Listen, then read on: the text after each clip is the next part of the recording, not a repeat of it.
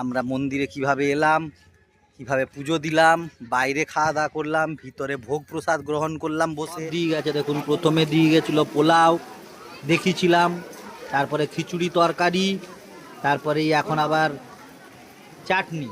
ব্যস্ত জীবনের ফাঁকে একটা টাইম বের করে হলেও মায়ের মন্দিরে বেরিয়ে যান। 4-5টা দেখাচ্ছি, এইটা সেই গেট ছিল। দেখুন বন্ধুরা, এটা হচ্ছে সিদ্ধিকুণ্ডের জল, নামিবেন না লেখা আছে, কারণ এই জলেই নর্মাল দিনেও কিন্তু খুব একটা কম ভিড় নেই বন্ধুরা। বাইরের থেকে লোক শীতকালেতে এলেও দেখুন এই যে লেখা আছে ভোগ সেট, এটা দিয়ে ভেতরে ঢুকে আপনাদের দেখাচ্ছি ভোগ গ্রহণ করার জন্য জায়গাটা।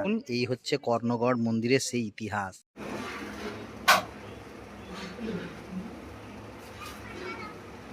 আনিস খেলো ডালপুরি, আমি খেলাম ঘুগনি মুড়ির সাথে চপ। এই হচ্ছে রঘু বাবার মূর্তি। বন্ধুরা hello, welcome to this video. তো আমি তাপস আর এই তানিস, আমরা আজ আমাদের গিন্নির সাথে ঠিক করেছি মিদনাপুর থেকে 10 কিলোমিটার দূরে অবস্থিত কর্ণগড়ে মা মহামায়ার মন্দিরেতে যাব। আর ওখানেই আজকে গিয়ে ভোগ প্রসাদ গ্রহণ করব, পুজো দেবো, 4-5টা ঘুরেও আপনাদের সাথে ভিডিও শেয়ার করব। এবার বলি বন্ধুরা, যে এই মন্দিরটা কিন্তু অনেক দিনের পুরানো। এখানে মা দুর্গা বলতে পারেন মহামায়া রূপে বিরাজ করছেন, উনি পূজিতা হন। আর যেটা আমাদের লোকমুখে শোনা যায়, যে ইতিহাস বলছে ইংরেজ শাসনকালেরও সময়তে কিন্তু এই মন্দিরের অস্তিত্ব এখানে ছিল। আর এই মন্দিরেতে আপনারা যদি আসতে চান তাহলে আপনাদেরকে কিন্তু নিয়ার বাই রেলওয়ে স্টেশন প্রথমে মিদনাপুরে নামতে হবে। যদি কলকাতা বা তার আশপাশ বা অন্যান্য জায়গা থেকেও আসেন, কানেক্টিং রাস্তা আপনাদেরকে মিদনাপুর রেল স্টেশনে নামতে হবে। সেখান থেকে আপনারা অটো বা টোটো করে ভাদুতলা পর্যন্ত পৌঁছে সেখান থেকে অল্প কিছু টাকার বিনিময়ে কর্ণগড় মায়ের মন্দিরে পৌঁছে যেতে পারেন। আবার কেউ কেউ বাসে করে যদি আসেন তাহলে আপনাদের মিদনাপুর বাস স্ট্যান্ডে নেমে সেখান থেকে বাস বা অটোতে করে ভাদুতলা এসেও আপনারা মন্দিরে পৌঁছতে পারেন। মোটর সাইকেলে করেই যাব, চেপে গেছি দেখুন। কেরানীচটি থেকে বেরিয়ে ভাদুতলার দিকে যাচ্ছি বাইকে করে। ভাদুতলা থেকে ডান দিকে যাব কর্ণগড় মন্দির। চলুন রাস্তাটা দেখুন। সামনের যে গেটটা দেখছেন এটা খুব সুন্দর একটা তৈরি করা। এই রাস্তা দিয়ে আর 2.5 কিলোমিটার, তারপরেই কিন্তু পৌঁছে যাবেন মায়ের মন্দিরে। এই ভরা শহরের যানজট থেকে বেরিয়ে গ্রামের মেঠো রাস্তায় যেই ঢুকলাম, সবুজে মোড়া প্রকৃতির মাঝখান থেকে কালো সাপের মতো রাস্তাটা দেখুন, কি দারুণ বন্ধুরা। এঁকে বেঁকে চলে গেছে। ব্যস্ত জীবনের ফাঁকে একটা টাইম বের করে হলেও মায়ের মন্দিরে বেরিয়ে যান।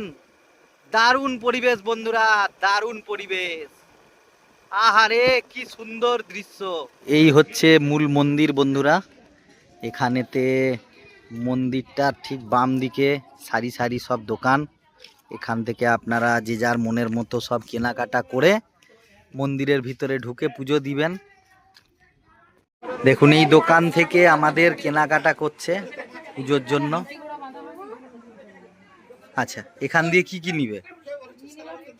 পুজোর সন্দেশ, সন্দেশ, মিষ্টি আর 9 রকমের মিষ্টি নিয়ে নাও।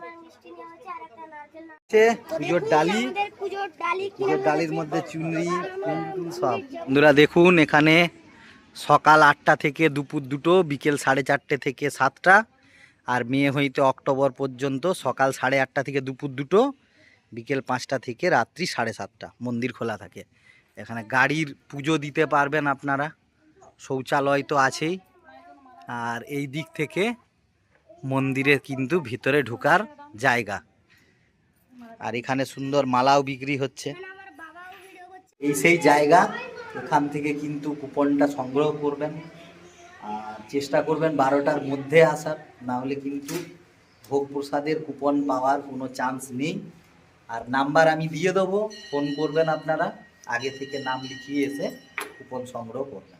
দেখুন মন্দিরের দরজা দিয়ে ভিতরে ঢুকতেই এই হচ্ছে একটা বড় একটা মন্দির।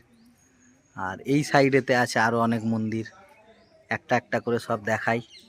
তো এখান থেকে বাম দিক দিয়ে গিয়ে পরে একটা পুকুর আছে, আর এই সাইড দিয়ে এইটার ভেতরে আপনারা দেখতে পাবেন একটা ভগবান শিবের যে শিবলিঙ্গ আছে।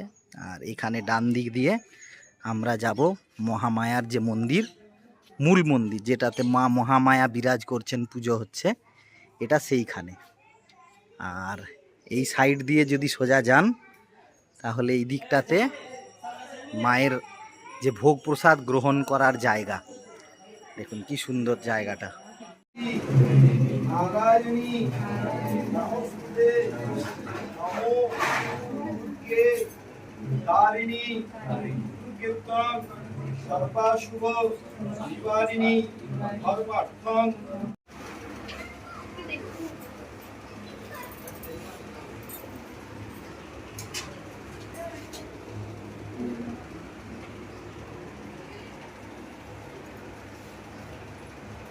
এই হচ্ছে মহামায়ার মেন মন্দির, এর ভেতরেই কিন্তু মা মহামায়া আছে। আমরা পুজো দিলাম, সিঁদুর লাগিয়ে দাও, আগে ওখানে গাছে বেঁধে দাও, আমি বেঁধে দেবো। মন্দিরের ভেতরে পুজো দেওয়া কমপ্লিট, 11:30 বাজে। ভোগ প্রসাদ তো 1টার আগে দেবে না, প্রচণ্ড খিদে পেয়েছে বাড়ি থেকে। তো মোটামুটি এখন অল্প কিছু মুড়ি খাওয়া দাওয়া করবো, তারপরে আবার মন্দিরের ভিতরে যাব। কুপন তো নেওয়া হয়ে গেছে, মন্দিরের ভিতরে গিয়ে তারপরে 1টার সময় ভোগ প্রসাদ কিভাবে দেয় সেটাও দেখাবো। চলুন অল্প কিছু খাই। খাবারের দোকান, এখানে গরম গরম সবই কিছু পাওয়া যাচ্ছে। আমাদের তানিশ কি নিচ্ছে? তানিশ ডালপুরি, আর তোমার মুড়ি। হ্যাঁ, তানিশ খেলো ডালপুরি, আমি খেলাম ঘুগনি মুড়ির সাথে চপ। আর তিতলি শুধু চপ মুড়ি খাচ্ছে, ও ঘুগনি বাইরে হলে খায় না। তো এখানে একটু পেটটাতে শান্তি হলো।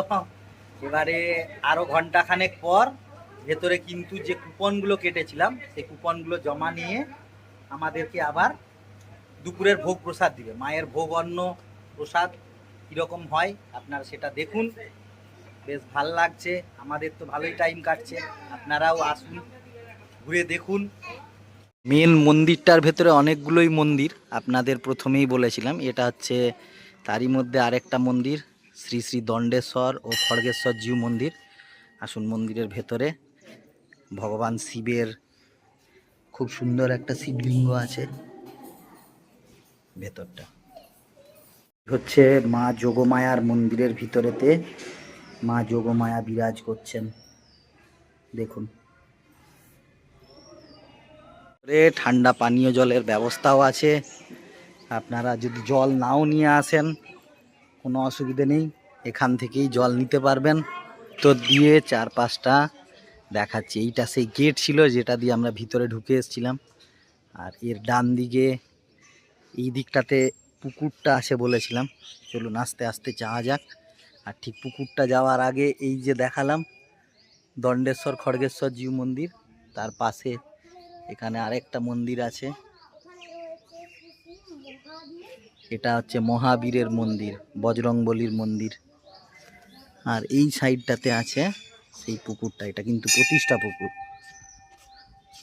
এই দেখুন বাইরেতে, এমনিতে এখন চাবি লাগানো আছে, বেশ ভালোই বড়।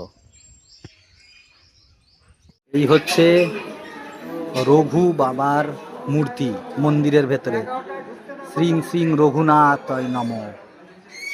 তিনিও কিন্তু এই মন্দিরে বহুদিন ছিলেন, এখানে পুজো অর্চনা করেছেন, সাধনা করেছেন। প্রণাম করুন সবাই, জয় বাবা শ্রী শ্রী রঘু বাবাই নম। দেখুন বন্ধুরা, এটা হচ্ছে সিদ্ধিকুণ্ডের জল নামিবেন না লেখা আছে, কারণ এই জলেই কিন্তু মায়ের অন্নভোগ পুজো সব কিছু হয়। এই দেখুন এই জলটার মধ্যে কত মাছও আছে, দেখুন একবার প্রণাম করুন। এই জলে নামা কিন্তু নিষিদ্ধ, কারণ এই জল খুব পবিত্র, খুবই পবিত্র।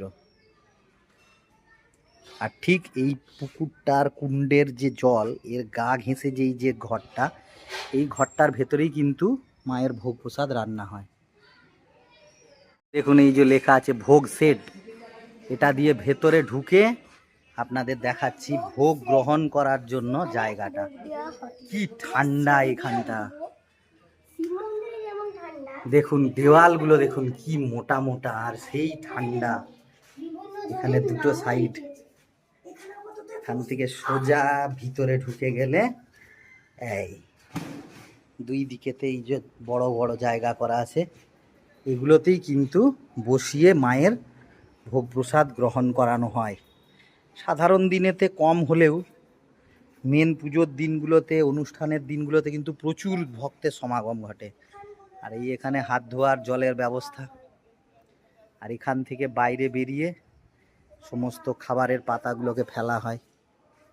তো ঠিক আছে, এখানেই আমরা এখন ওয়েট করব। ভোগ প্রসাদ দেওয়া শুরু হয়নি, 1টা বাজলেই দরজা খুলবে, তারপরে আমরা ভেতরে ঢুকবো। এখন ভোগ গ্রহণের লাইনেতে বসে গেছি, এবার পাতা দিচ্ছে আর কুপন নিবে, হিরোটা তো অলরেডি দিচ্ছে। এবার এখান থেকে দিতে দিতে আমাদের এখানেতে আসবে।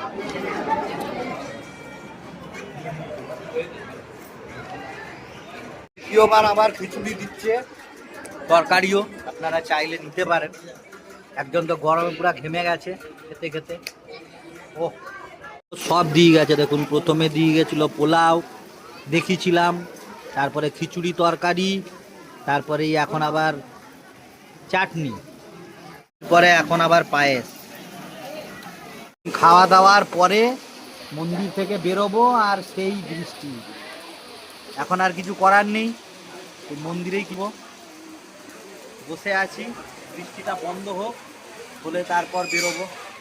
আজ আপাতত এইটুখানি ছিল, আমরা মন্দিরে কিভাবে এলাম, কিভাবে পুজো দিলাম, বাইরে খাওয়া দাওয়া করলাম, ভিতরে ভোগ প্রসাদ গ্রহণ করলাম বসে, সব মিলিয়ে আপনাদের কেমন লাগলো আপনারা জানান। আর পারলে একবার অবশ্যই কিন্তু মা মহামায়া এই কর্ণগড়ের মন্দিরটা থেকে মিদনাপুরে আপনারা ঘুরে যাবেন।